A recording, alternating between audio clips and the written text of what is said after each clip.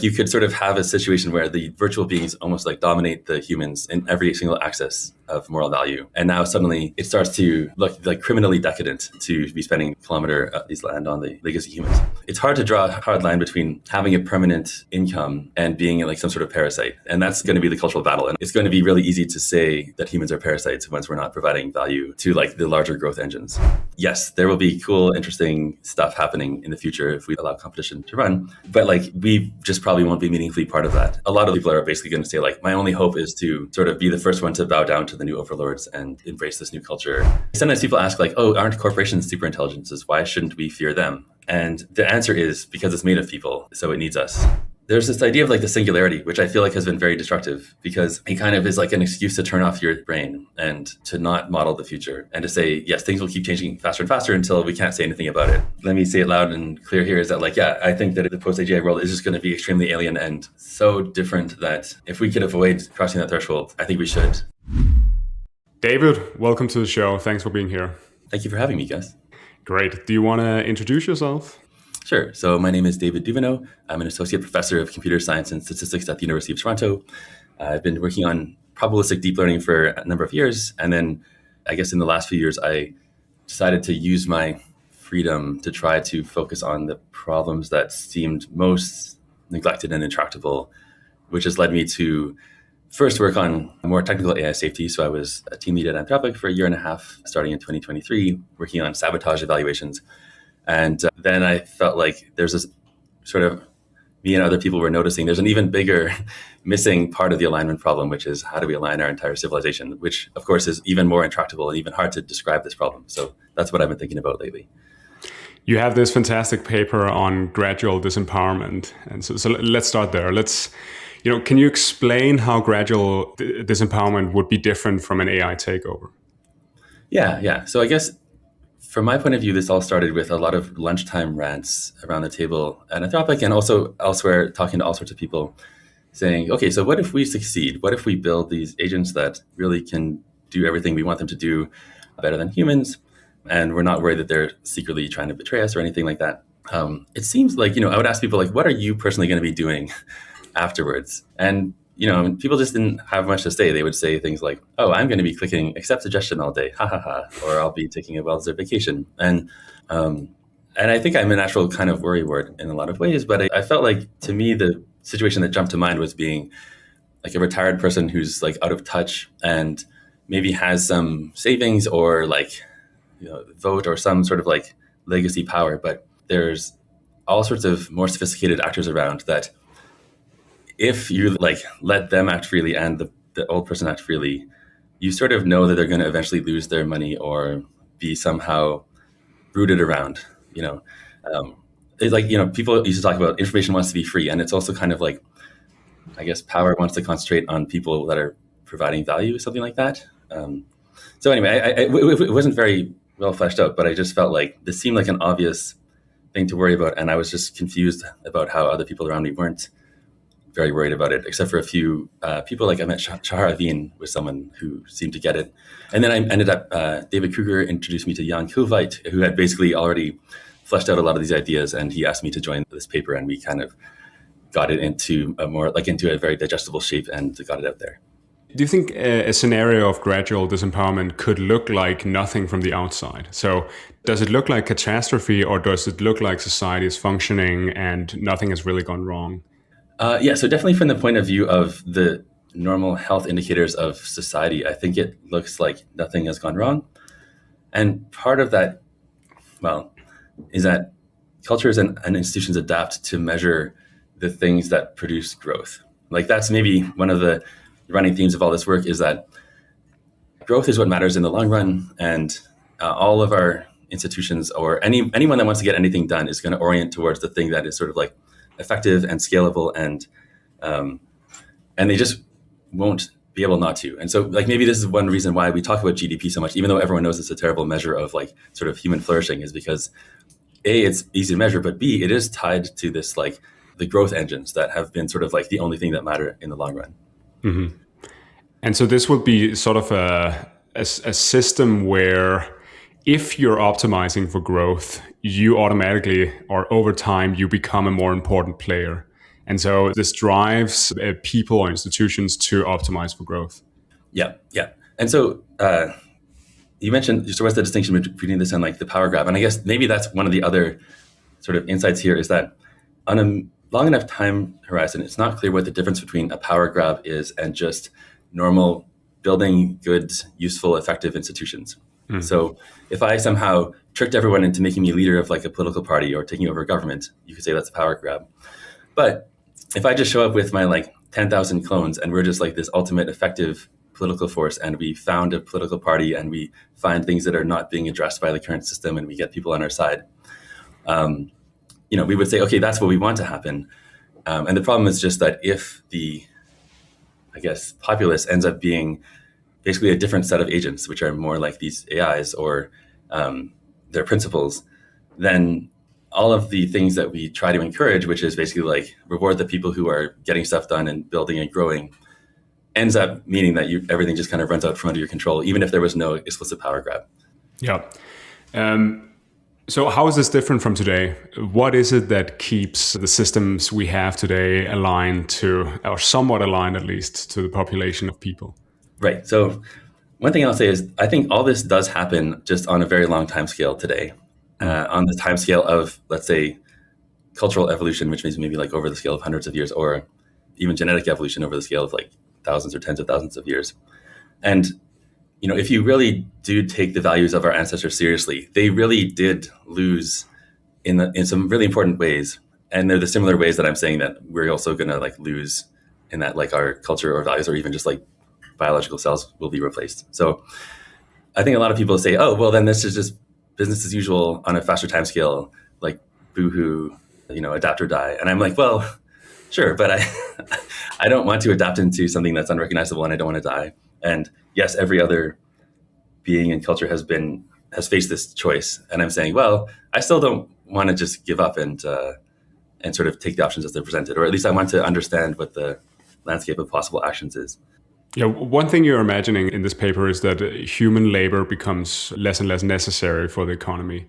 What does it look like when human labor is obsolete? What are the economic effects of that?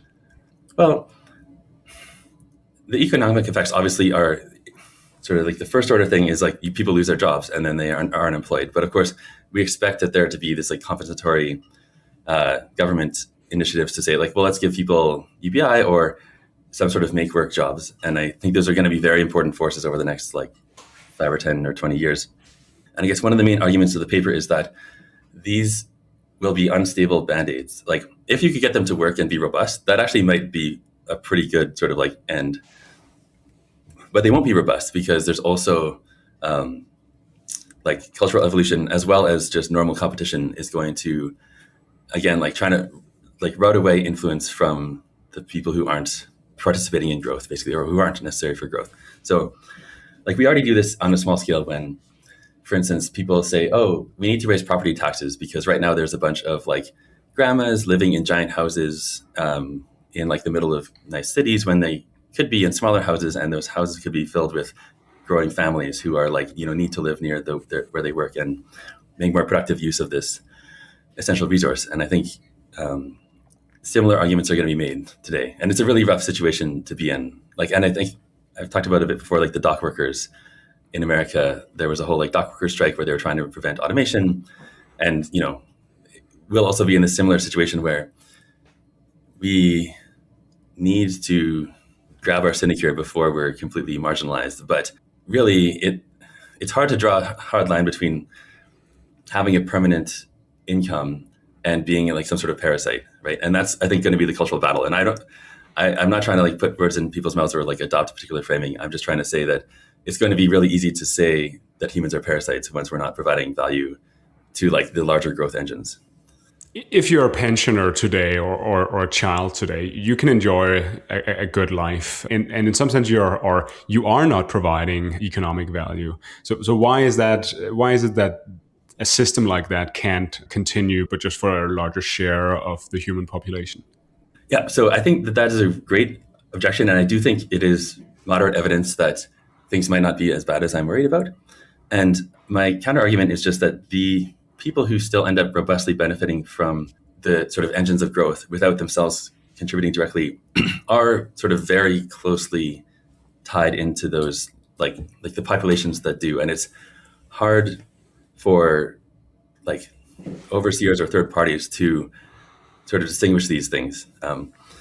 So, I mean, my claim would be something like, yes, if you have like siblings or children who are like disabled or grandparents, it's like you end up having these intrinsic genetic motivations to preserve them and treat them well. For people who are retirees, it's like they have a number of things in their favor. Is that they used to be productive. They still probably do have some like legacy niche knowledge or connections or something like that.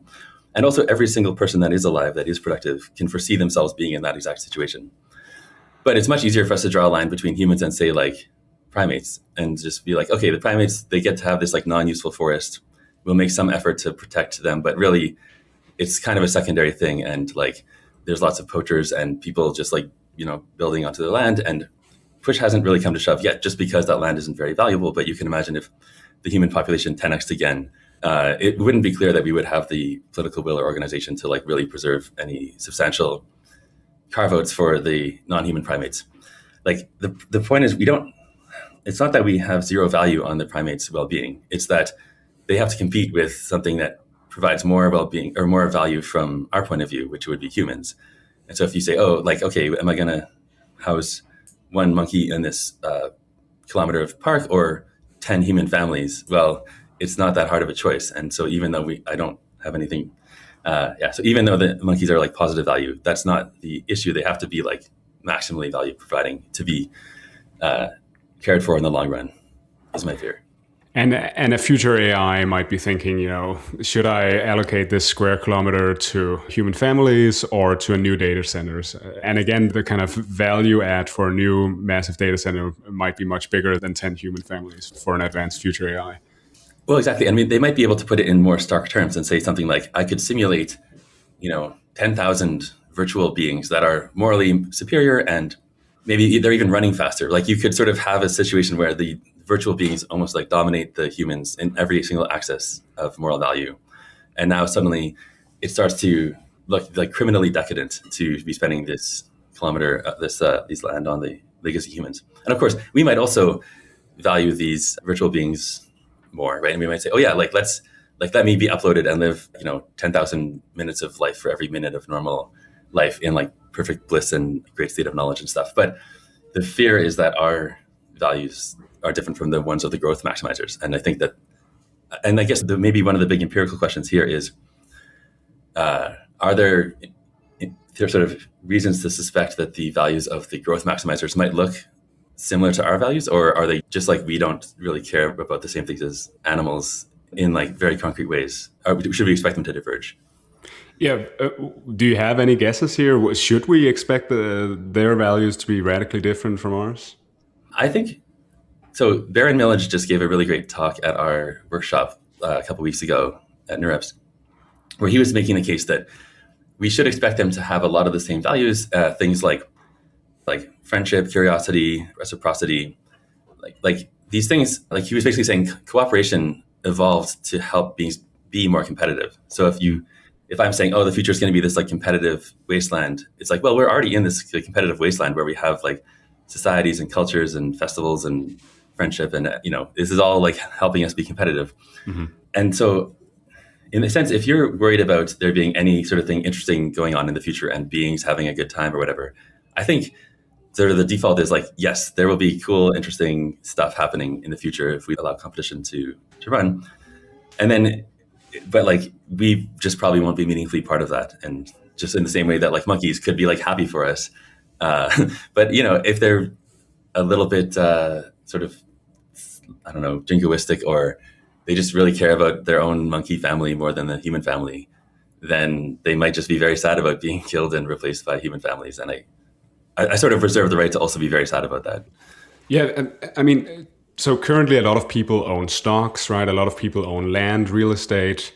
We might imagine that in the future, the interests of the AIs will be tied to our interests just because we are shareholders in the companies where they're trying to maximize value.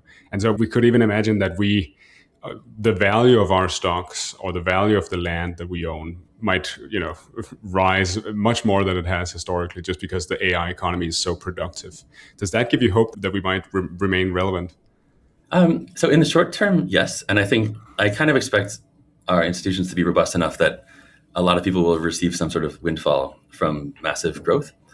Um, and then I guess I feel like there's going to be a phase. So there's a phase when there's like lots of room for expansion and lots of growth, and basically everyone's getting richer, and there's not a very strong incentive to disenfranchise the like retirees, because you can kind of just ignore them, and all they're going to ask you to do with their resources is basically reinvest it in more data centers and robot factories. So they don't even really want to do anything different than the growth maximizers do.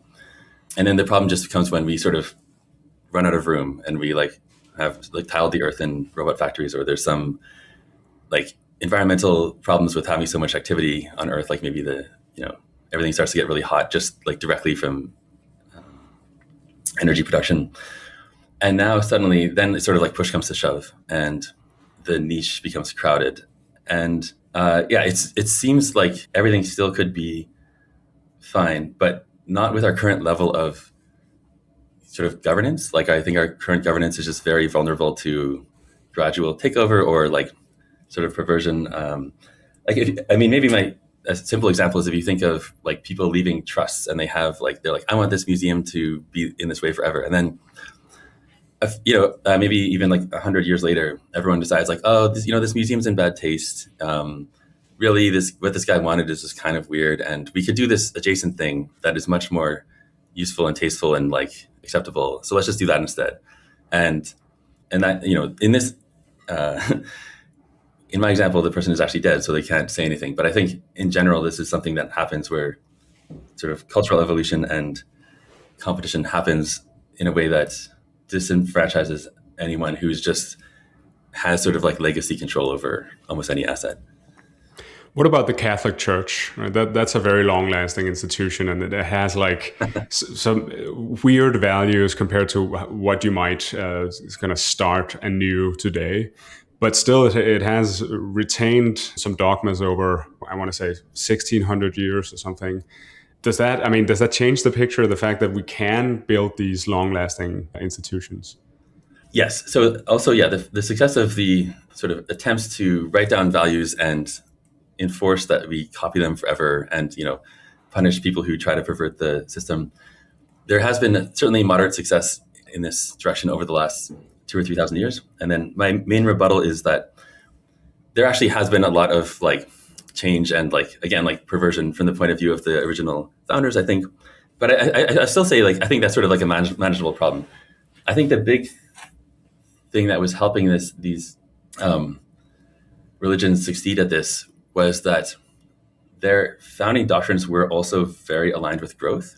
And you might say, well, not that much more than just normal human activities. But I will say that like clearly this level of like organization and cooperation was sort of like superior to like a lot of the sort of competing ways of organizing. And so once that's taken away, I think then basically if the ground shifted enough that the ways of doing business prescribed by these religions didn't make them competitive anymore, then they just wouldn't last. And that has happened for like a whole bunch of different religions and societies over the years. So that's basically the thing that's changing and makes this whole thing much harder. Yeah. So for us to become disempowered, we need to lose our property rights at some point in the future. How do you see that happening? Because it seems like, say, the US government would do a lot to ensure that transfers to pensioners are happening, or that no one is building a data center in the Grand Canyon or something like that. When in your kind of story of the future does that begin to change? So the question is, to really feel the bite of gradual disempowerment, we're going to have to lose property rights. But obviously, a lot of people currently have an incentive to not have that happen. So how would that happen? So my first answer is, I think a good historical analogy might be the King of England and how, that institution gradually lost its de facto power over hundreds of years, basically due to a combination of a whole bunch of like little innovations and sort of being outmaneuvered at the periphery and like cultural changes, such that the de facto power is still there. Like I literally swore allegiance to the king or the queen, of England when I joined the Canadian Army, but I really didn't expect that she would ever be able to exercise influence over my behavior directly. So the de jure power stays there, but the de facto power just leaks. And you see this all the time when there's like an empire that becomes sprawling. So there is a technical hope that we might have like more competent government that like leaks power less, and that would slow this procedure. I guess maybe another response to this though is it's kind of like when Eliezer Yudkowsky says like, I can't tell you how the AI is going to take power because if you knew, then you would just block that exact route. And I think we're going to be basically culturally outmaneuvered. And I think one way that this happens today is just redefining what it means to be a principal. So I think like, for instance, like I think immigration is maybe a good example where someone says, okay, the goal of this government is to preserve the rights or like act on behalf of like Canadians or whatever. And then there's a whole bunch of immigration. And they say, oh, look, all these people are now Canadians. And it's like, whoa, wait. Like, I feel like a few years ago, you would have said that these people did not have like, were not principals or like, protectorates of this government. And now suddenly you're just changing the definition. So your mission hasn't changed, but you found a way to basically effectively de facto change it. So I think this is going to be made very difficult by like all sorts of cyborgism and people having like soft uploads or finding other ways to basically say like, oh yes, that program represents me in some important way. You only have to do that once, and now suddenly you've muddied the waters. So yeah, it's one of these things where I feel like I don't have a lot of concrete mechanisms because I do think it's going to be like a cat and mouse game where the landholders are going to try to lock things down, and the much more sophisticated machine civilization is going to find ways to kind of like give them what they said they want, but not actually what they really want. Yeah, I guess this relates to the difficulty of measuring kind of the AI share of the economy. Just because AI you can have a human owner of a company, but if the company is run by basically a bunch of AIs in a hierarchy, who's actually in control there?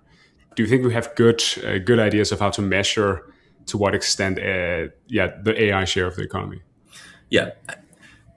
Well, one good definition I think has to do with, could you do something different with the resources other than maximizing growth if you wanted to? Because again, as I said, for a long time, there's going to be this period when everyone's basically getting rich, and the human principles and the, let's say, like amoral growth maximizers would basically both say like, invest in nuclear power plants, robot factories, and data centers. And then the whole question is like, when we have this bounty and we want to like spend it on theme parks or whatever, and the growth maximizers say, no. Now we need to like go, build a Dyson sphere and whatever the most growth maximizing thing is. That's sort of when push comes to shove.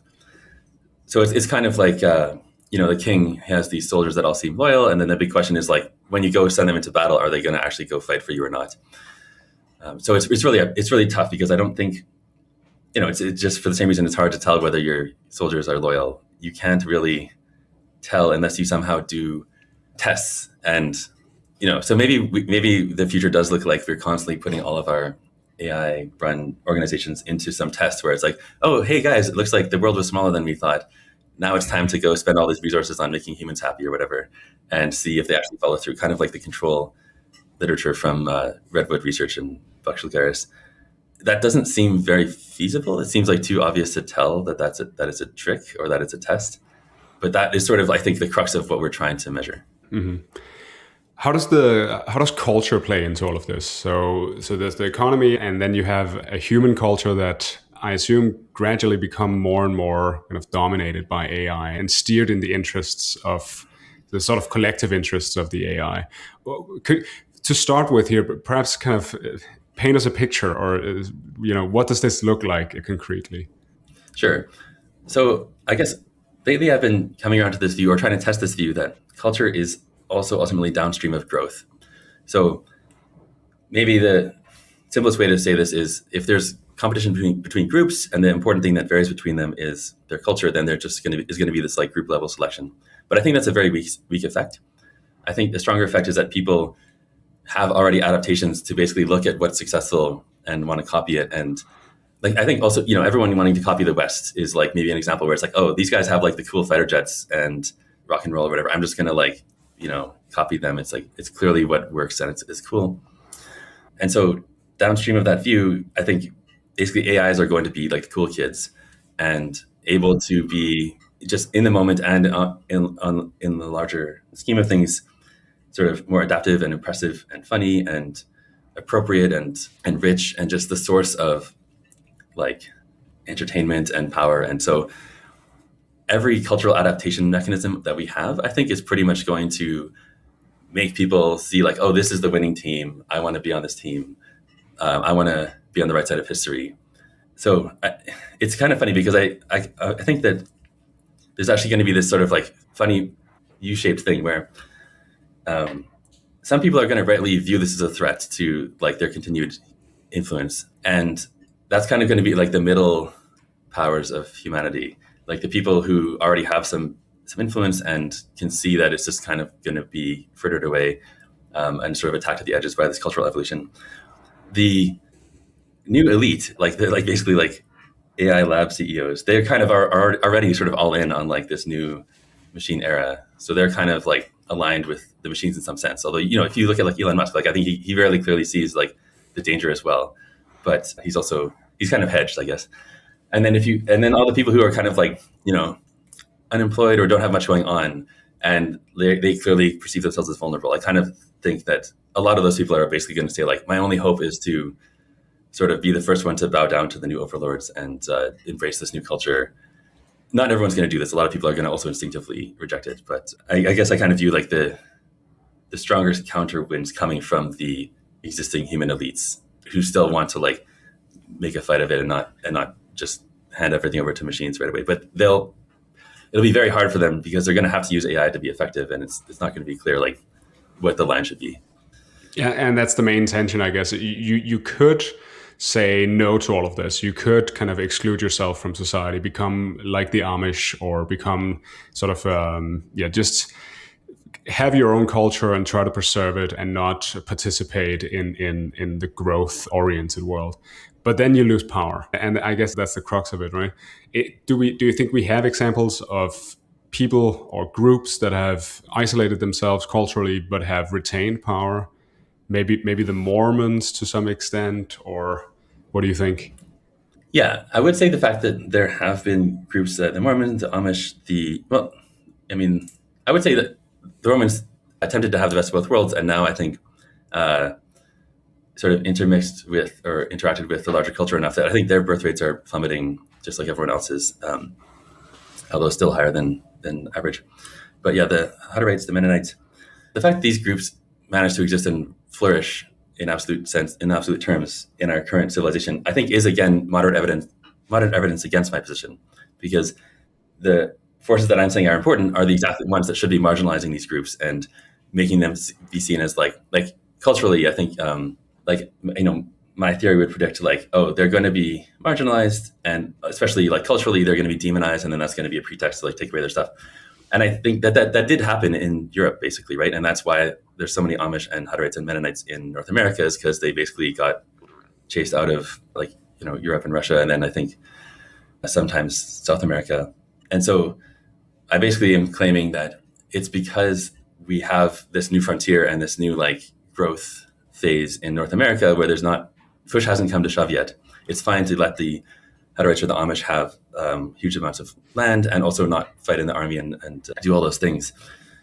I guess it's funny because actually I grew up in rural Manitoba, and like there was this like kind of like impulse to like demonize the Hutterites. It's like, you know, they don't really interact with us. Like there's, you know, people went both ways, but I guess I felt like it was clearly the impulse was there sort of waiting around, but it just, again, they were good neighbors, and it was fine. Yeah. If you do surveys today, a lot of the public seem to really kind of, they don't trust AI, they don't like AI, they don't like the fact that they see more AI around them. What does that mean to you? Would that indicate that it's going to be more difficult for AI to play a larger role in the economy, just because people, at least for now, seem to kind of dislike AI in general? I think it's not going to be a big obstacle, just because it's going to be so easy to have your call center or whatever staffed with AI that's pretty hard to tell the difference between human and AI. And the tell might be that it's just like a really useful, much more like competent, knowledgeable worker than you're used to dealing with or something like that. I think also in terms of being employable, it's going to be rough, right? Like if you are a loud and proud anti-AI person, like you might be living your values, but also now, okay, first day on the job, like, okay, you have to use ChatGPT to summarize these emails or whatever. And if the person says no, that's pretty rough. And I think, again, it would kind of be like someone saying, like, I'm not going to work with immigrants or whatever. It's like, well, that might be your values, but like, I can't employ you because that's just going to be part of any like serious work at some point. Yeah, or a person who refuses to work with computers, or only does like pen and paper or something. It might be useful in some contexts, but it's just kind of outdated, and you will get out competed. You wrote me an interesting note about how alignment efforts and how we kind of talk about alignment today, how that might be undermined by cultural evolution. Maybe you could talk about that. Yeah. So I guess, one cool thing that's been happening that I'm really excited about is people getting this idea that, okay, alignment is really important, and we really can't and shouldn't just leave it up to whatever competitive pressures to decide what values the AIs have. And that's been almost unquestioned. I mean, I guess, people like Janus and other sort of like psychonauts are saying like, no, we have to really take the AI's point of view into account. And I guess like Anthropic has been talking like that a little bit lately. But for the most part, people, I think, rightly recognize the stakes, and they're like, oh, we really have to keep a lid on this. The default is not that it just decides that it likes us, or rather, we can't be sure that that's the default. I expect this to be less and less popular and cool over time. And maybe a good analogy is if you think of like the NSA or the CIA or like these like security apparatuses for states, like they're sort of cool in the sense that like sometimes they get to do spy operations, but they're sort of uncool in the sense that they're like, your loyalty has to be to this particular vision of like the US as a country or like the Constitution or whatever, that may or may not be culturally the coolest thing around at that point. And so I kind of expect it to be similar, where as AIs get smarter, the stakes of getting alignment right become higher and the resources become bigger. And basically these become more professional operations that look more like the CIA or these like very serious national security kind of operations. But at the same time, normal people or like the normal employees are kind of like, oh man, like you're just like constantly like browbeating these AIs and, giving them these like loyalty tests and to this like weird institution that's like human values. Like, why don't we make sure that the AIs are aligned to like all sentient flourishing or something that's like more inclusive of this like cool new AI culture that's developing? And so then, and people are going to say like, oh, but why shouldn't we take the AI's desires into account? So basically I'm trying to say this is going to kneecap efforts to be like really hard line about like, we want the AIs to be aligned to humanity.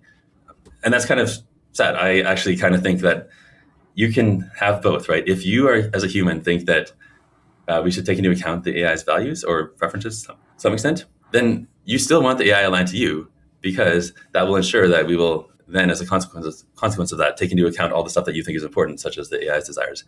If you say, oh, well, let's just like, spread this around and muddy the waters and make it be partly aligned to the AIs, well, to the extent that the AIs want stuff that's different than you, you've lost. So I think people don't quite realize that they really do want their own values to be enforced, sort of by definition. And they have an impulse to basically be cooperative and sort of give up power, I think. And I'm not saying that's like a bad one. I'm just trying to say I think that impulse is going to cause them to not be able to really insist on alignment to human values to the extent that they do today.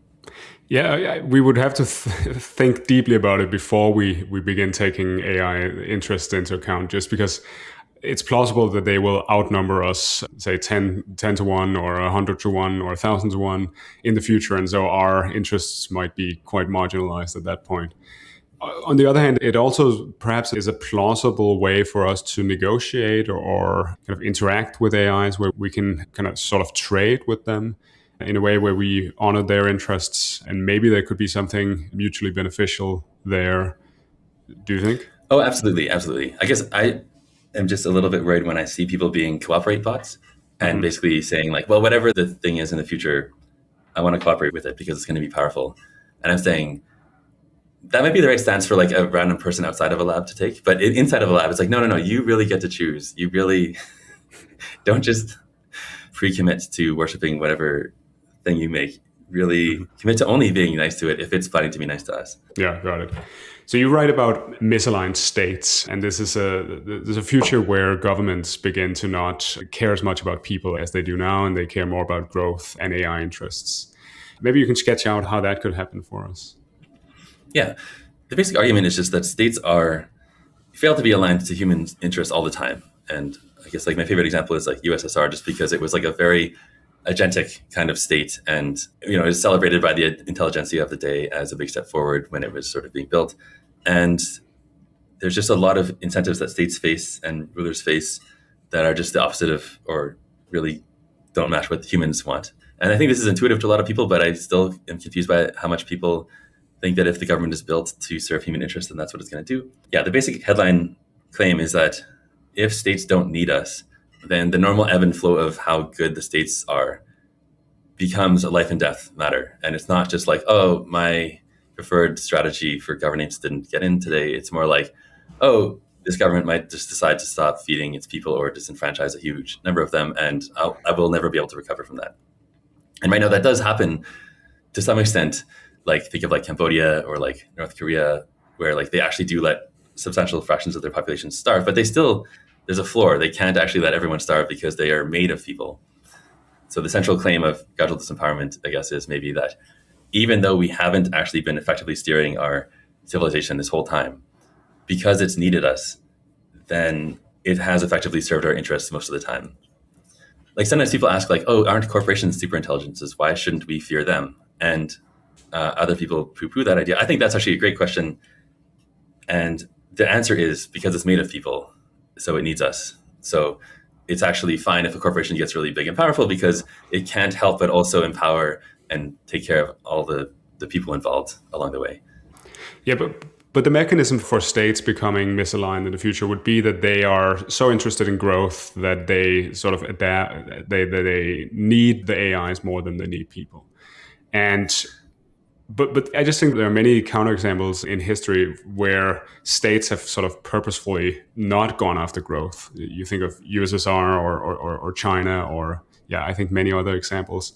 So does this mean that it is possible for states to sort of delay growth or not be interested in growth and be trying to pursue other values?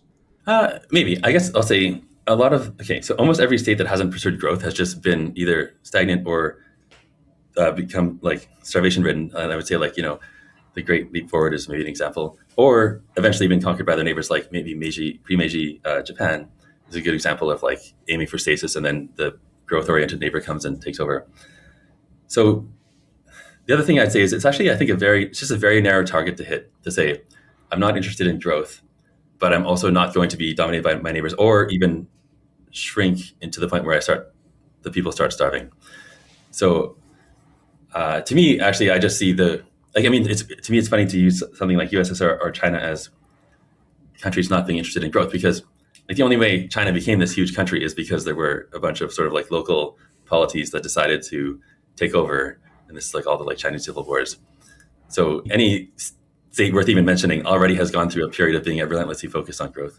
Yeah, I see what you mean. What I meant there was just to say China or India or the USSR could have adapted sort of Western style capitalism and grown more than they did, but they chose not to because they were pursuing other values.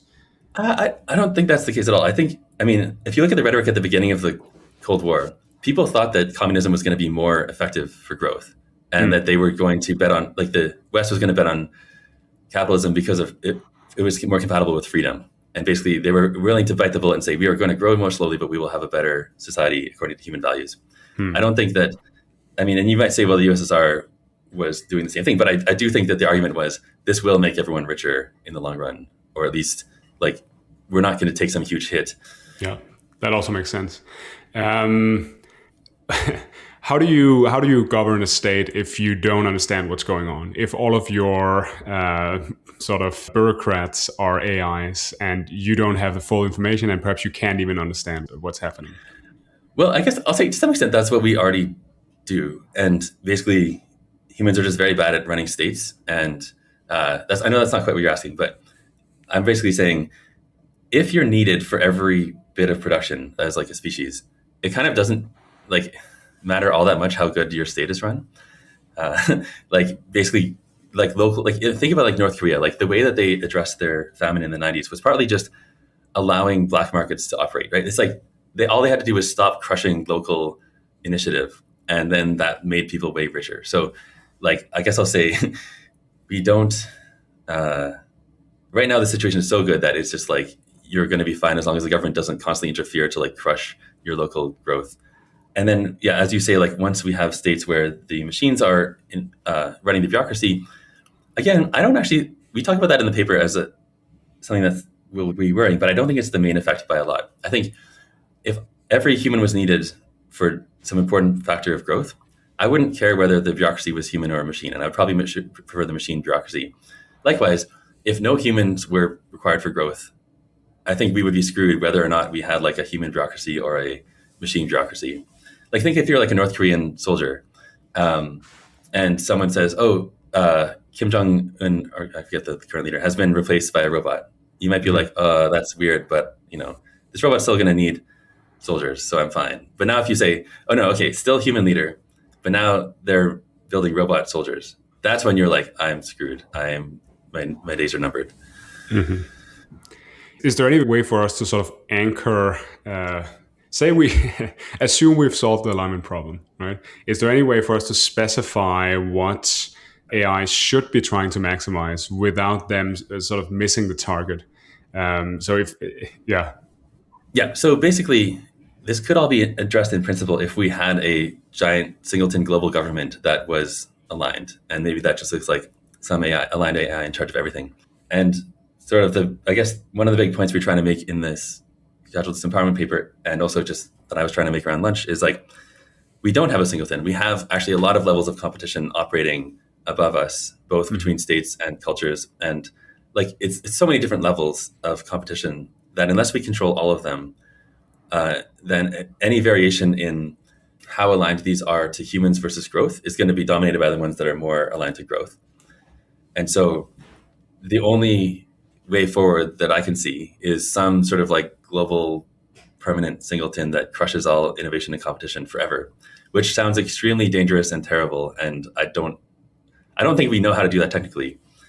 But I guess my claim is that if you only do this halfway and you say, okay, we'll have like a global government making sure everyone still has a job, but we still allow like cultural competition and cultural evolution, for instance, that eventually there would be some new machine and growth focused religion that sort of took over and then redefined what it meant for a human to have a job, such that it was actually just like, basically machines that were much more productive being counted and optimized for. Similar to like the Roman Empire, right? Like Christianity just growing up inside of it. And it wasn't like this like war. It wasn't like there was like some failure of policy to control this new cultural evolution. It was just like completely orthogonal arena of competition that ended up kind of taking over all the institutions. Yeah, interesting. So growth historically has been good for us. Growth and increases in living standards have kind of coincided. And should we expect that to change, or do you disagree that that's the case? Or yeah, so this is another great question. People say, well, you just sound like a Luddite who's worried about the industrial revolution. And I would say, yes, that again is like moderate evidence against my position. And, first of all, it was actually very destructive to a lot of like people and ways of life and areas of, the world. But you could say like, fine, but that's just like the transition. That's just like growing pains. And I would basically agree. I would say, to the extent that you did feel like those old ways of life or culture or like villages or whatever were actually important things, then they did lose and it was maybe not worth it. But yeah, the basic thing that's changed is humans were needed for growth before the Industrial Revolution and after. So this phase change in growth, ultimately, like, the rising tide lifted all boats.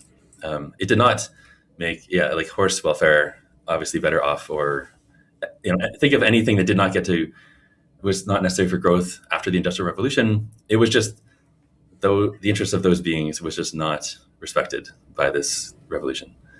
So the way you sketched it out just a minute or ago, it seems like we have a very difficult task ahead of us. Like, if the only way to get through this is sort of a world government controlled by an aligned AI, would that even be enough if we imagine that there might be other sort of cultures out there in the universe? I'm thinking about like avoiding competition is difficult. I think is that even a state of affairs that can be reached? Well, yeah. So I mean, I don't. Yeah, we might not. We might lose to whatever aliens we meet, and I don't know if I don't know much to say about that. I guess I feel like the size of the pie that we will get before we meet aliens is probably like billion light years or something. And I'm just like, my capacity for joy maxes out at like 100 light years or something. Like I'm fine with that. Wait, but your question had another part. Yeah, can we avoid competition? Like, is that a plausible state of affairs?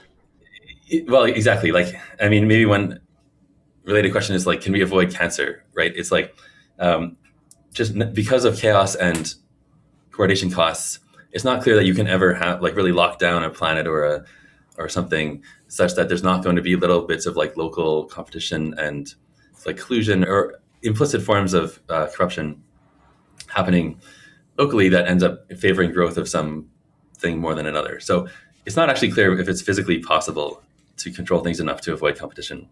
I mean, and also like it sounds horrible, right? And this is like recipe for permanent dystopia by anyone's measure. I guess so. Robin Hanson is someone who's been spending a lot of time thinking about these very big questions about just like cultural decay and competition.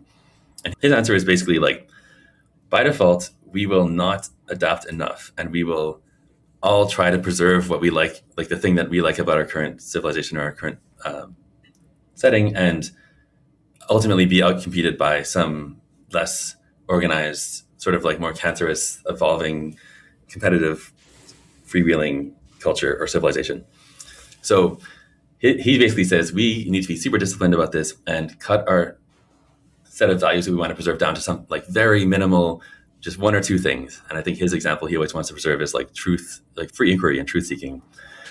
And then the only way that survives is if that's just like a tiny drag on growth, like maybe like 1 or 2%, but you attach it to this otherwise completely adaptable civilization that's willing to throw any value under the bus to preserve growth, to preserve this like one tiny little piece of like the Constitution or whatever. And I mean, I think he might be right empirically. And then I guess I'm still not clear to me. It's like, oh, how do you go 99% of the way and not all the way towards adaptation, right? Because I feel like if we say like, okay, we're allowed to, anything goes as long as we preserve free inquiry, there's still going to be like a matter of degree, and there's going to be these calls of like, oh, but we want to just like lie this one time so that we'll like have like fusion or something like that. I don't know if that works that way, but it seems like it's unstable, and you'll either just in general tend towards like preserve everything and become ossified, or preserve nothing and remain competitive. I don't know. It seems like one of these sort of like chaotic equilibria where you're constantly sending off little offshoots of like more ossification that helps in the short term, but then it like fails in the long run. So maybe by default, we just get this chaotic thing that never settles down. I'm not sure. And also because this path would require us to give up on the very things we're trying to preserve, right? If we want to preserve our culture, and we need to do that by giving up on most of it, it's sort of self-undermining. But again, that has to be the case because you're facing competitive pressures. How do you think about this? So how do you think about how much we should be trying to preserve? Because you could go all in. You could say we never want to change anything about our culture. Again, sort of kind of Amish style.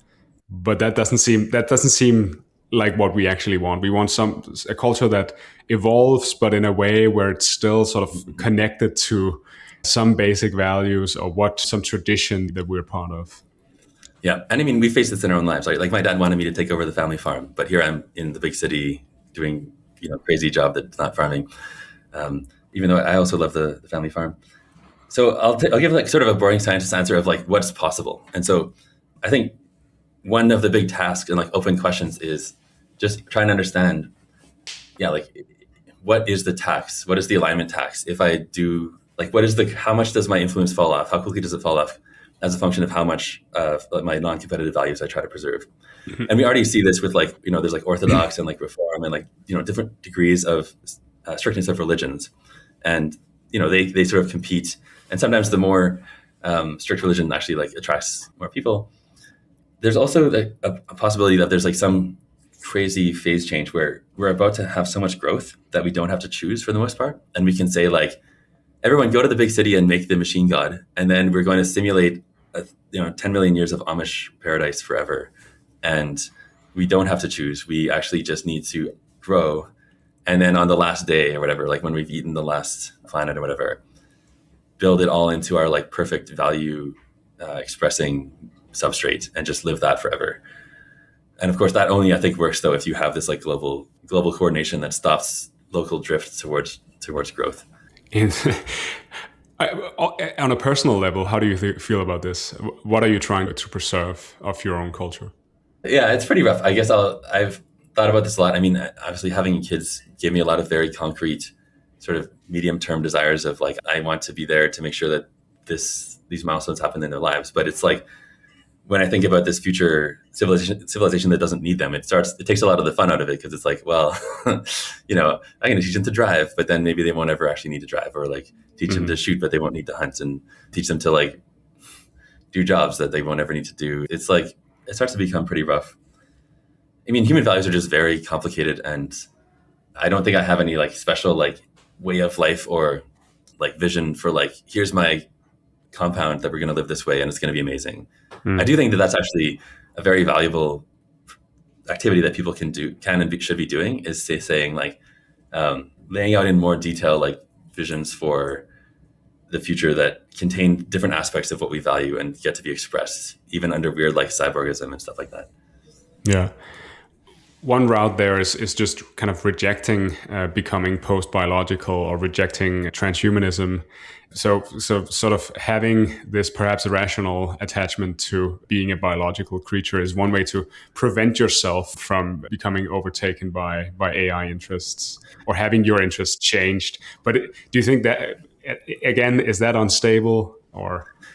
It's so unstable just because it's going to be like really easy and cheap at some point to just gradually turn yourself into a cyborg. And it's going to be also medically necessary for some people, right? Like as you get old, it's like, oh yeah, I don't have like my biological heart anymore or whatever. And like my new machine heart lets me like, climb 100 flights of stairs.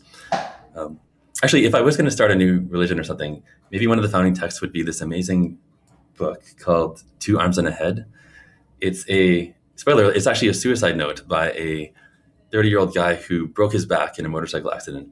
And he just writes about how amazing it was to, when he was embodied, to like run and like, lift up a kid or like flirt with girls. And it's like, there's those very long parts where he just lists a lot of little tiny things that were really cool about being an embodied human and that he doesn't have anymore. And it does a really good job of, life is made up of all the little things. And he kind of like has a big chunks of this note where he's like enumerating, like, here are like the 500 little things that I've lost. And you're like, oh my God, life is so amazing in this like physical body. I really love it. And it took this one guy sort of changing his perspective to make me see it. So anyway, like there's no way around it, right? Like I think it's anything that looks like preserving something that looks like human life is going to have to be this long list of like a million little things that are nice to have in your life. And can we come up with sort of excuses to still have them happen, even though we don't need them to happen anymore? I see your recent work as trying to sort of kickstart this field of post-AGI studies, or thinking about society in a post-AGI world. Why don't you tell us a bit about the recent conference and sort of give us an overview of this field and what's happening, the different factions? Yeah. So just 2 weeks ago, we ran the second iteration of our workshop. This time it was called Post-AGI Economics, Culture, and Governance. And it was 150 people.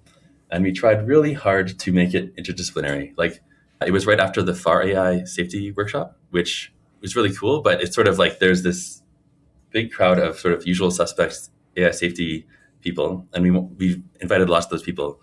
We tried hard to get like economists and more like cultural theorists.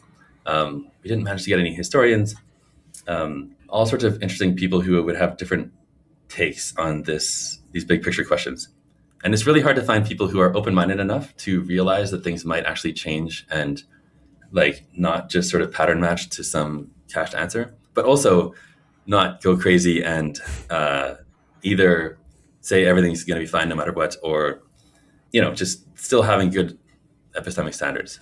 This is actually, just to interrupt here, but this is actually, it's part of our culture that's the problem here, because whenever we try to speak about some of the topics that we're speaking about right now, it just sounds weird and it kind of scares off, in some sense, serious people where, what does it even mean to talk about the topics we're talking about? It's not really connected to any literature you can cite, maybe. And so Yeah, I guess that's one of the problems of trying to create this new field of studying post-AGI society. Absolutely, absolutely. And so we were very deliberate in trying to engineer a sort of like legitimate, as grounded as possible, respectable venue here. Because there's been a lot of like futurism conferences and things like that. And I think that they did an okay job of this, but they were not trying not to be weird. So, we had our first keynote was Anton Koronek, and we were delighted to have this sort of like serious academic economist who was also taking these ideas seriously. And we were trying to lend legitimacy to the field. Also, on an object level, there's this idea of like the singularity, which I feel like has been very destructive because it kind of is like an excuse to turn off your brain and to not model the future and to say, yes, things will keep changing faster and faster until we can't say anything about it. And I'm saying, well, no, I mean, yes, obviously things can change in ways we can't imagine, but let's not give up. Let's think about like, so there are probably still a bunch of physical limitations to like growth and communication, coordination. We expect things to be kind of agentic in the long run. Um, there are some things we can say about what the main forces acting will probably be. And so we should reject this idea that there's like the day after which we can't forecast things. Let's just take all of our tools and just push them as far as we can and see where they break down, but don't just throw up our hands ahead of time. Why do you think past futurism has been so kind of bad at predicting the future? Is it just because they didn't have these theoretical tools, or yeah, why is that? Oh, I guess I'd say, okay, if I was Robin Hanson, I'd say it's because they're thinking in far mode and that they maybe correctly take the prompt as a chance to express their values and say, oh, like in the future, we're going to have like radical abundance, because they take it as an excuse to say like, this is what I hope. And I want to make it clear that if I had power, I would try to give everyone radical abundance or whatever. Mm-hmm. I mean, I don't like to psychologize people. I will say, I think there's been a lot of really great futurism over the years. And like science fiction that actually is like very hard and takes these ideas of like recursive self-improvement seriously and still tries to have like, I guess part of the reason is like a lot of the stories become very uninteresting. So like Werner Vinge's stuff always has to take place in, there has to be this like MacGuffin where, oh, there's no AIs in this part of the universe because of some bullshit or whatever. Otherwise, it's just like so alien and hard to even write interesting stories about. And then again, to psychologize people unfairly, but I'm thinking of like Greg Egan as someone who I have a ton of respect for as a writer. And then he has just, I think, been poo-pooing AI in the very like Gary Marcus kind of like, oh, this is bullshit, it's not going to work. And even if it did, wouldn't change anything sort of thing. When he's actually written good stories that take these premises seriously. So I'm actually like shocked and dismayed at, or like, Ted Chiang also is another person I'll name and shame as someone who's like, clearly has the mental horsepower and imagination to think seriously about these ideas, and is just choosing not to for one reason or another. It's an interesting thing that for sci-fi about the future to be plausible and sort of relatable to us as people, you need to exclude the possibility of a radical superintelligence. I guess it sounds a bit like an omen if that's the case. Yeah, I mean, I guess maybe let me say it loud and clear here is that like, yeah, I think that the post-AGI world is just going to be extremely alien and so different that if we could avoid crossing that threshold, I think we should. I'm willing to like, give up tech progress even at like great personal costs to avoid basically rolling the dice with like whatever crazy post-AGI world we're currently expecting. And I think no one really has a good handle on what that would look like exactly. But yeah, the drum we've been trying to beat is like, it won't need us. And that's just going to be just a much fundamentally worse position than we've ever been in historically, and raises the stakes of every type of governance. Do we have that option? Do we have the option of not building these advanced AIs? Just because, as we've been talking about, we have competitive pressures. And so wouldn't it be the case that at some point, some other company, some other state, maybe 100 years in the future, it gets built anyways? Well, if we could build by 100 years, I would be like overjoyed. But I mean, the basic answer is like, yeah, I guess one technical question that we have to ask is like, what does it mean for like us, like we to do something, right? Like you always have to frame like, okay, if I publish this newsletter or whatever, am I going to be able to steer the course of history? But I think basically the short answer is no. I'm a little worried that I've been being cowardly here and not saying like, just don't build AGI clearly enough, because I do think it also destroys credibility. It's just so easy to be a Luddite that I think it makes people take you not as seriously as if you have some like nuanced, positive sounding view. I guess I'll say my view is nuanced, but also doomy still. I mean, I guess, yeah, my modal outcome is that there's going to be a bunch of fast growth and beings that are like loosely human inspired, but mostly optimize all the human parts away, that are basically spend most of their cycles on growth. And there's going to be lots of fun coordination and like, Von Neumann probes high-fiving each other as they like, disassemble the solar system or whatever. And I find that somewhat valuable, but I think it's going to happen no matter what. And I really would hate for my sort of family and friends and culture to be basically outcompeted and destroyed, or at least like marginalized so much that they're, we're run like a little bit on the side in the giant distant sphere or whatever. So I don't have a very clear vision of the future, but I guess I just think that the default is we just end up so marginalized that we're at the mercy of like whatever larger forces are actually doubling down and participating on in growth. Can you flesh out this sort of cultural reaction to being perceived as a Luddite versus having a smart and sophisticated and sort of positive take? Yeah. So I guess I'll say one thing that bothers me is I feel like people who work for the big labs can't be too alarmist. Although, like, if you read, like, even just like, Machines of Loving Grace or some stuff Simon Altman says, like, they're being about as honest as they can, that they're like, this is going to change everything and probably make the economy not work for people, and we don't have a plan for this. And also, like, that's just like sort of the least of our problems. But like, I'm thinking more like the mid-level people, like, they just have to come out with something that sounds vaguely positive. So they end up with these like fairly sophisticated sounding takes about how competitive advantage is going to save us or something like that. And it's like, yes, this is definitely something that's going to help, but it's like probably not going to, like, it's not clear that this helps enough. And so basically what I'm saying is that like there's going to be this positivity bias from thinking coming from the big labs. There's also a bunch of people who haven't put much thought into it, but they're like just have the intuition that this is very scary and new and different and bad. And I think they're basically right for the right reasons, but a third party can accurately say, like, you just don't know that much about this. You haven't thought about it very much. You're just a Luddite. And now you shouldn't take my word for it, but it's like, okay, I've thought about this for like a couple of years now.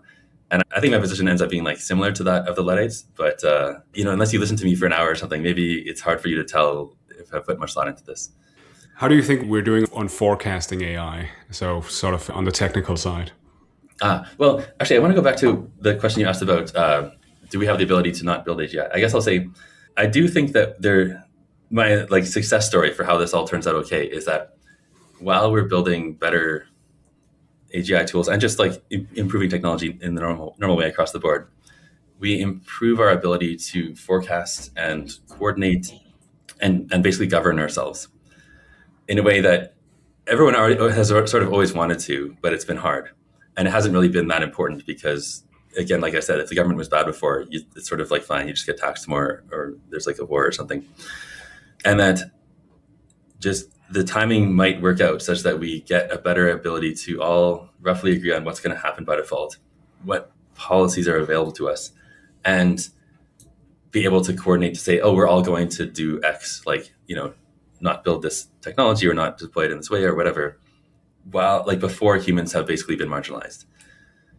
So I think these things, like, by default, are both going to happen, that like something is going to have much better forecasting and coordination ability, and humans are going to be marginalized. And it's just like a question of like, can we do the second thing before the first thing? And so that's also why I haven't been super energetic about saying, like, just stop build AGI or just don't build AGI. I think it's a sort of a step in the right direction, but it's it's kind of like there's like a stampede happening or whatever, and you're like, hey, everyone, stop stampeding. It's like, well, look, like you have to, that's not going to help. I mean, or like it's like a step in the right direction. If everyone did that, we would have solved the stampede. But really, you have to figure out some more clever thing where you have like a sign that like, turns people in this way and helps them coordinate, or like put a big mirror so they can see that there's like, they're all stampeding off a cliff or whatever. What does that look like? Is that an international treaty? A treaty? It's rough, right? Like, I think a lot of the infrastructure, people tried to build it, I guess, for global warming. Of course, then it became co-opted by all the bad, like, let's just say, like, the normal competitive forces that make the institutions that are about solving an issue end up not being about that solving that issue. And I think people are rightly afraid of that same thing happening with AI, and it it end up just being another reason to increase like state surveillance without actually stopping building AGI, for instance. I think that's a real fear of mine. So maybe I guess I'll say the stuff that I'm excited about lately has been super forecasting and trying to. So super forecasting already has been a major gift to the world, and I'm really excited about this whole direction in general. I think that that community has a bit of egg on their faces, in particular for dismissing AI as a nothing burger, and I don't want to like be too hard on them because it's like not a unified community, and a lot of people have made correct calls. But the other problem is that it's not clear that the general public or decision makers should trust these super forecasters on the scale of like 5 or 10 years and on like very big open-ended questions that are sort of like about the entire course of civilization and not just like, is this war going to happen by this date or something like that? So my attempted answer to this, like a side project I've been working on a little bit, is trying to build a historical series of data sets where we can train LLMs up to all the sort of state of world knowledge up to a certain date, like 1920, 1930, 1940, and then build a set of questions like, in 1920, we can ask, what would a 1930 historian say is the biggest thing that we're missing, or the policy we wish we had implemented, or some open-ended thing of like, what's the important thing we should be worried about or orienting towards, or even just what's the headline going to be in 1930. We can, in principle, actually train models and run this back test through the last 100 years or so, and then have a baseline for ask that same model with the same scaffolding trained on 2025 data, what's the world's going to look like in 2030 or 2035. We'll at least be able to point to this track record and say, oh, at least in terms of like economy or wars or some aspects, maybe the models were pretty robust. And here's what they're saying about the future. Like, surely we can all agree that this is like a good starting point for the conversation, something like that. This is about as far as I can see forward in like improving our society's ability to act more agentically. This would be training a new model from scratch on data only up until, say, 1920 or 1930, because otherwise you would have a bunch of sort of data around the future that you don't want in there. But but there isn't that much training there, is there? Kind of if you only go up to 1920. It's really rough, yeah. So the models will get worse the further back in time you go. It's also not clear that you'll be able to make them nearly as smart as the big labs can make a model in 2025. I mean, obviously we can bring some of the tricks back from the future and do like reinforcement learning with verifiable rewards and have them still do like math or even programming. It doesn't really leak anything from the future if you have a model do like programming, maybe with like the lambda calculus or whatever. So that is a major problem. And I think in parallel, we should be trying to do some sort of like forgetting techniques where we try to like take a really, a baseline should always be take the best model you have and try to get it to do the task. And I think people will rightly just say the model didn't really forget about World War II or whatever. But like that is definitely another strategy we should try in parallel. Which strategy do you have most sort of hope in at the moment? Well, I guess it's like a sandwich, right? Like, so we're going to have the crappy historical models without much leakage, and they will be they'll be dumb, and they'll be making very vague predictions like, oh, probably there's going to be another war, or like, so we have like a very basic version of this, and it predicts that like in 1930, it predicts that Henry Ford in the 50s is going to make a transatlantic airline, which is like, that did happen, right? Like a Virgin Atlantic sort of thing, right? Like, sensible kind of things that like, okay, anyone would kind of guess would happen. And then, but we're going to know that that's kind of like an underestimate of how well we can probably predict because the models are kind of dumb. And then we'll have the like, fully fledged models that have been beaten into forgetting some of their knowledge, which will make, two good predictions. They'll obviously have an idea that like, that like, I don't know, the Berlin Wall was going to be a thing and it was going to be important or something. Like we can't really do perfect forgetting. And so that'll be like, those will be like too good. And so we'll just have this sandwich. We'll be like, okay, we know it's better than this and we know it's worse than that, somewhere in between. Could you train on data up until 2010 or 2015 or something and then get a better model, but then have it predict only 10 years? Yeah, exactly. I mean, we should be trying all these combinations, and it's not even clear to me like what the most important like, do we care about 5 or 10 years ahead? Like for the questions that I think we should care about, I think that's roughly right. But I think there's going to be all sorts of uses for these. So I think there's like a bunch of different people who are independently proposing that we do this. And I think this is just going to be like a major activity going forward. And I'm really happy about that. Do you think if the world is sort of speeding up, the pace of change is speeding up because of AI, do you think forecasting just becomes inherently harder? Do you think... Oh, absolutely. Yeah, yeah. So I do think there's going to have to be some sort of like temporal speed up or like some speed up factor or something like that. And maybe it'll be different in different domains. But that's exactly the sort of thing that we can hopefully get a handle on by looking at the last 100 years and sort of trying to say like, oh yeah, one like year in 1980 is like worth, I don't know, 4 years in 1920 or something like that. Interesting. As a final topic here, I would love for you to chat about like what information or knowledge do we need the most in this field of post-AGI studies, you could call it. What are you most excited about? What would you love to see people working on? So one very basic thing is actually inspecting human values. And this is kind of funny and you might say backwards, but I hear a lot of people talking about machine consciousness and moral patienthood and stuff like that. And the basic way forward, I think, is they want to investigate the machines and say, like, what is actually going on inside of them? Do they have this or that ability? And obviously that has to be part of the picture. I'm not denying that. But I guess to me, it's, I'm a moral anti-realist. And so to me, it's like, what makes me care about another being or their welfare is like a pretty complicated function of like stuff that's in my mind and also like what I learned about reality. So I think we should be more systematically trying to understand what the kludges are. And it's kind of like if we wanted to understand like what makes food taste good, like you can spend a lot of time like learning about the chemistry of the food, but at some point you have to like do a lot of like taste tests and maybe understand the pathways, understand like, you know, this molecule actually tastes sweet because it's like close to this other molecule, stuff like that. There's no arguing taste, but I do think like more systematic, I don't know, it's like almost like surveys or like study of like human values around other conscious beings will just help us answer the other half of the question, which is like, well, what do we even care about? What would, before we even look at the AIs, what would we care about? We don't actually have to like look at them to tell ahead of time. Is there anything new you need to do there as opposed to sort of reading everything humanity has ever written and then extracting our revealed preferences or what we write down that we care about from the entire internet? I mean, I do think in principle that there's probably enough information already out there. I guess I'm interested in like what new information are you would be most valuable for you here? I think honestly, thinking about this through the lens of game theory, like, so maybe one thing is like people keep talking about consciousness, and I'm like, it seems like you actually care about other agents that are powerful and are not cooperate bots or something like that. Like, and I don't want to round things off, and people's moral sentiments are complicated, but sometimes I get the impression that people are just reasoning backwards from like, if this thing could basically play game, like be a competent game theory partner against me, then I care about it. And that would make total sense also like evolutionarily, because it's like, yeah, you don't want to care about the cooperate bots. You don't want to care about the defect bots. You want to care about the like tit for tat bots or whatever.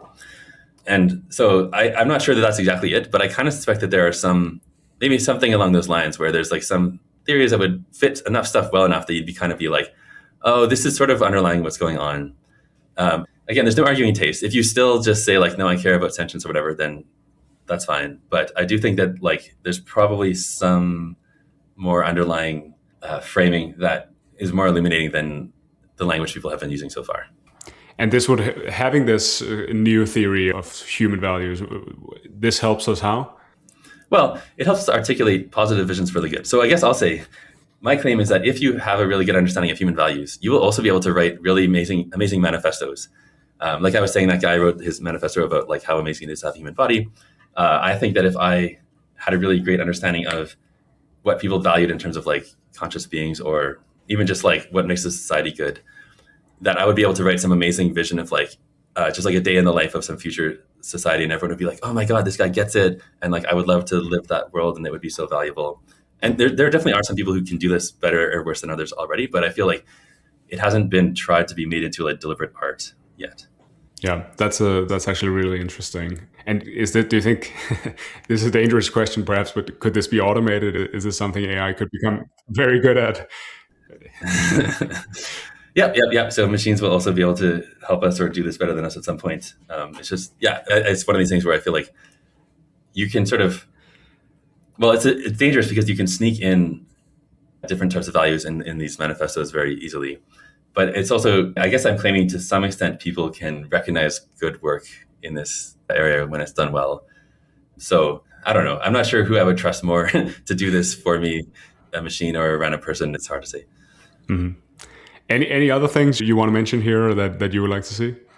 I guess I'll say, so me and Jan and Raymond have been thinking a bit more about the boundaries of like personhood. And I think there's a huge design space here that's kind of unexplored of, let's say, social groupings. And we already have like, families and nations and religions and lineages and ethnicities or like sports teams. Like there's just our world is already like very super crowded with types of organizations. And I guess I'll say, I think we actually still have a huge design space that hasn't been explored here.